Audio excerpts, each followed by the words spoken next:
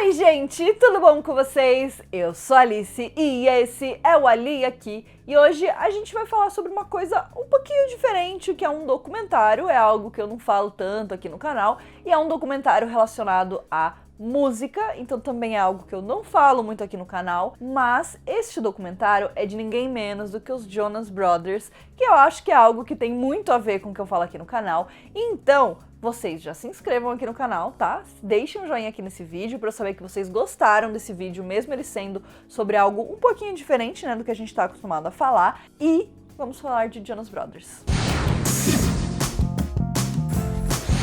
Os Jonas Brothers finalmente voltaram e eles lançaram um CD maravilhoso chamado Happiness Begins. Nesse CD, né, eu acho que na vida em geral, os três Jonas, eles estão mais maduros, eles estão casados, eu acho que eles conseguiram se encontrar profissional e pessoalmente, e eu acho que eles foram capazes de fazer um álbum que faz mais sentido pra eles e que é um álbum incrível. Eu acho que eu ainda não fui capaz de escolher a minha música favorita do álbum, mas eu tô entre Roller Coaster, que é maravilhosa, e Hesitate, que é maravilhosa também, mas todas as músicas são incríveis, todas são maravilhosas. Eu fiquei muito feliz com esse retorno deles, com esse álbum de uma forma geral, e depois de assistir esse documentário eu fiquei muito feliz com esse momento onde eles se encontram agora, né, com tudo isso que tá acontecendo com eles agora. Com o lançamento do álbum, a gente também teve o lançamento do documentário deles, chamado Chasing Happiness, que vai contar exatamente tudo isso que eles passaram, desde a história da família deles, do lançamento, né, do começo da banda, pela separação deles, quando a banda acabou e foi triste pra todo mundo, até a decisão deles de voltar com a banda e lançar o Happiness Begins. Eu achei o documentário bastante emotivo, mas eu achei ele também divertido, tem momentos legais, eu acho que tem momentos que colocam a gente muito próximo deles, né, eu acho que torna eles mais humanos pra gente, mas também, né, no documentário a gente tem momentos tensos e momentos que a gente vai ver esse amadurecimento deles durante todos esses anos, passando pelos projetos solos, passando por tudo que aconteceu, né? E hoje aqui nesse vídeo eu vou contar 5 coisas curiosas, né, que a gente descobriu nesse documentário. Então o nosso primeiro item é que o Nick e o Joe não eram a favor do reality do Kevin. Então a gente sabe que o Kevin e a Danielle, que é a mulher dele, fizeram um reality em 2012 chamado Married to Jonas, que era um reality onde eles contavam sobre a vida deles, né, a vida deles de casal, como era ser casada com um Jonas. E apesar desse reality, acho que não ter sido tão famoso, né, aqui no Brasil principalmente, eu acho que, óbvio, Jonas Brothers era uma febre internacional, era uma febre aqui no Brasil, inclusive porque no documentário tem vários momentos onde eles aparecem fazendo shows aqui no Brasil, com camiseta do Brasil, com bandeira do Brasil, então assim, óbvio, o Brasil é muito forte pra eles, faz parte da história deles, com toda certeza, mas eu acho que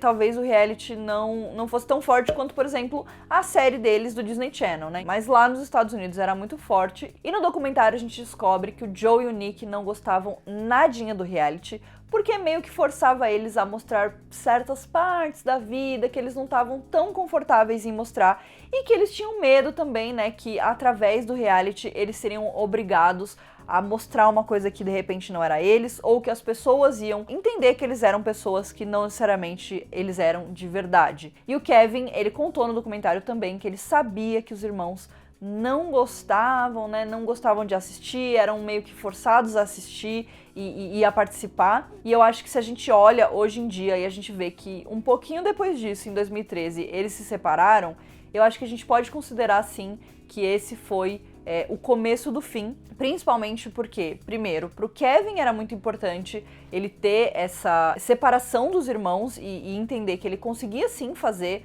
algo sozinho, mas começou a rolar ali um atrito dele com os irmãos por conta desse reality show, então eu acho que era sim um início do que poderia acontecer. O nosso próximo item, né, tem a ver com os anéis de castidade, né, os anéis ali de promessa que os Jonas Brothers usavam.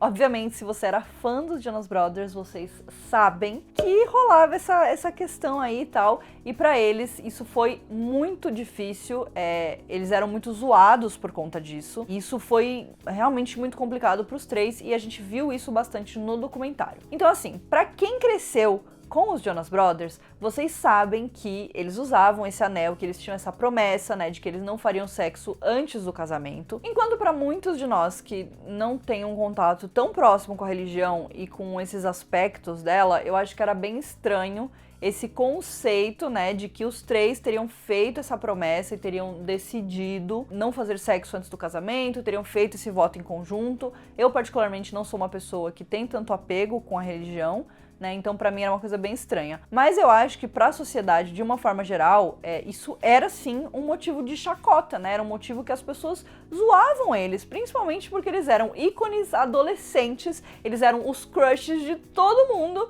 e aí eles usavam esses anéis de compromisso, então era uma coisa, assim, que era realmente hilária, né? E aí, pelo documentário, a gente vê o quanto os três sofreram com isso, porque isso era comentado o tempo inteiro, isso era usado contra eles o tempo inteiro, piadas eram feitas em sketches americanas e coisas do tipo. E é o que eu falei, eu acho que lá nos Estados Unidos era uma coisa muito mais pesada, mas a gente vê como isso abalou eles. Tem vários momentos do documentário onde eles comentam sobre como era difícil ver o que as pessoas falavam. Todo mundo achava que era uma estratégia de marketing da Disney para vender mais, né, usando essa imagem de castidade dos Jonas para vender mais. E aí, tipo assim, as pessoas simplesmente desconsideravam que isso pudesse, né, ser alguma coisa em que eles realmente acreditavam e que realmente fazia sentido para eles e que realmente tinha a ver com a família deles, né? Eu acho que outra coisa que a gente descobriu foi a importância da Miley na vida deles, né? E principalmente na vida do Nick. E, claro, de Camp Rock, que acho que foi um grande marco na história dos Jonas Brothers. Então, depois, né, que a gente assiste o documentário, fica bem claro que a existência da Disney, acho de uma forma geral, foi muito decisiva na vida deles. Principalmente porque a gente vê que eles já tinham passado ali por várias coisas e não tinham conseguido ir pra frente com a carreira musical, até que a Disney chega com esse contrato, né, e meio que dá esperanças de novo de que as coisas vão dar certo. Mas a gente vê que a importância de tudo foi ainda maior quando a gente foca nesses momentos mais icônicos, principalmente a participação em Camp Rock, né, pra gente falar de uma coisa primeiro. Então, no documentário, a gente descobre que o Joe foi convidado pra participar de Camp Rock, mas só o Joe. E aí, né, o pai dos Jonas, que era o agente deles, né, teria conversado com a Disney e persuadido eles a colocar os três juntos, porque ele achava que separar a banda naquele momento não seria a melhor escolha. E aí a gente vê que o resto realmente é história, é o que aconteceu. Os três Jonas em Camp Rock, óbvio que o Joe continuou sendo o principal ali da história, mas a participação dos três foi extremamente icônica e extremamente importante para a carreira deles de uma forma geral. E aí, depois disso, os três foram fazer uma participação especial em Hannah Montana, que na época já era um puta sucesso. A gente já tinha a Miley sendo a Hannah, a gente já tinha tudo isso que era extremamente importante, né? Acho que foi um dos momentos mais altos, mais importantes ali da Disney. E o Joe conta que pro Nick esse foi um momento muito importante, porque depois daquilo, né, depois daquele rolo ali com a Miley e tal, ele começou a entender o amor, ele começou a escrever sobre amor, e aí ele se tornou a pessoa, né, o Nick Jonas que a gente conhece hoje em dia, que fala sobre amor, fala sobre relacionamentos nas músicas dele de uma forma muito real. O nosso próximo item tem a ver com o momento onde a banda acabou, né? E principalmente quem foi o Jonas que mais acabou prejudicado nessa situação. Então, lá no trailer do documentário, a gente viu que quem trouxe esse tema, né, essa vontade de terminar a banda e quem iniciou a conversa para terminar a banda foi o Nick. A gente vê no documentário que ele conversa bastante com o pai dele e ele acha que esse é o momento onde a banda deveria acabar, porque as coisas não estavam mais funcionando, os três juntos não estavam mais dando certo, e ele achava que não tinha como seguir em frente, estava sendo tudo muito tóxico, principalmente para ele. Então ele senta com o Joe e o Kevin e ele fala que a banda, né, os Jonas Brothers, não deveriam mais existir. Eu acho que esse é um dos momentos mais tristes do documentário, porque você vê que o Joe e o Kevin são pegos de surpresa, né? Eles não estavam esperando isso claramente magoa eles. E o Joe, inclusive, fala que o fato da ideia ter partido do Nick, que era uma pessoa que ele confiava, era uma pessoa que estava ali com ele, vivendo a mesma coisa que ele, isso pro Joe foi a parte mais difícil. E aí também a gente fica sabendo que o Kevin ficou bastante magoado e chateado de uma forma geral durante toda essa época do término da banda. Foi uma época bem turbulenta pro relacionamento dos três, né? Tiveram momentos onde eles não se falavam mais, eles não se conversavam mais, porque o Joe e o Nick não acreditavam que o Kevin tivesse 100% focado na banda e que achavam que ele tinha outras prioridades, tipo a mulher dele, a família dele, que obviamente ele tinha, né, gente? Porque o Kevin já era casado na época. E pro Nick e pro Joe, isso era absurdo, né? Eles não conseguiam entender eu acho que eles não conseguiam se relacionar com o Kevin nesse momento. O Kevin se tornou uma pessoa muito diferente pra eles. E aí o Kevin conta que no Pepsi Jingle Bash em 2013, o Joe e o Nick foram fazer o show e cantaram músicas do Jonas Brothers sem um dos Jonas, que era o Kevin. E o Kevin se sentiu traído, ele disse que esse foi um dos momentos mais difíceis da vida dele, se não o momento mais difícil da vida dele, que ele sentiu essa traição na alma. E aí a gente vê no documentário, quando eles estão ali lavando roupa suja, literalmente, o Joe assume que na época ele não conseguia entender por que o Kevin tinha esse outro foco, mas que hoje em dia ele consegue entender que isso foi uma atitude muito escrota, né, e muito ruim. E a gente também vê que, além desse momento, o Kevin sempre teve que lidar com estar na sombra dos irmãos dentro do Jonas Brothers, ser considerado sempre o outro Jonas, né, e as pessoas sempre chegam pra ele e falam: e aí, qual Jonas Brothers você é? Se é o Nick? Se é o Joe? Né? Então, tipo assim, o Kevin, ele acaba se sentindo sempre muito isolado, e acho que ele foi uma das pessoas que mais sofreu dentro da história dos Jonas Brothers. Depois desse documentário, eu comecei a enxergar o Kevin com outros olhos, fez a gente ter essa ideia diferente do Kevin e fez a gente entender como tudo isso, né, foi muito difícil pro Kevin, porque ele queria sim fazer a banda, mas ele também queria ter uma família.